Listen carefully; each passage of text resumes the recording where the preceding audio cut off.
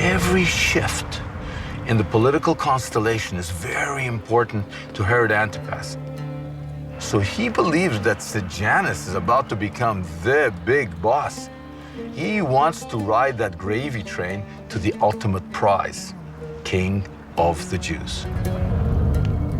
The story goes, he took a trip to Rome and he fell in love. And the person he fell in love with was a Jewish woman who was in Rome at the time, married to his brother. And he talks her into, leave your husband and marry me. So that's the story we get. That's how Josephus, the historian of the time, reports it. But there are strong clues that the marriage to Herodias was part of Herod Antipas's long-held plan to become king.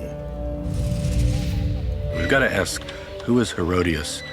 Because there's a political dimension to this that's very important to really understand. His brother's wife, Herodias, is very attractive. She was of royal stock, royal Jewish stock. And that's another reason why he wanted to marry her, to marry into the remaining survivor of the Jewish royal family. And maybe that would give him greater credibility and greater legitimacy in the eyes of Rome, as well as his people. While also enabling Herod Antipas to keep the region quiet and paying its taxes.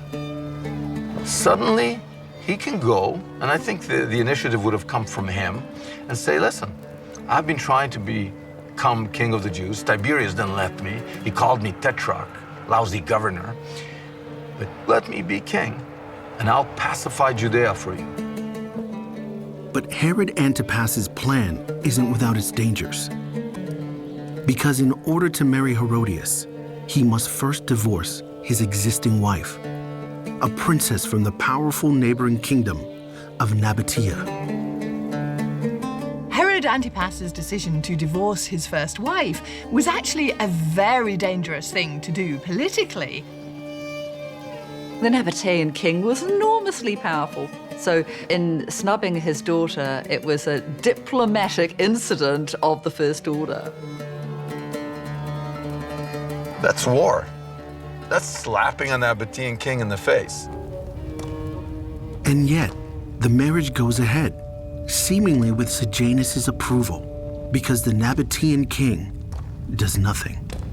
Herod Antipas would not have done this unless there was permission at the highest levels of the imperial court.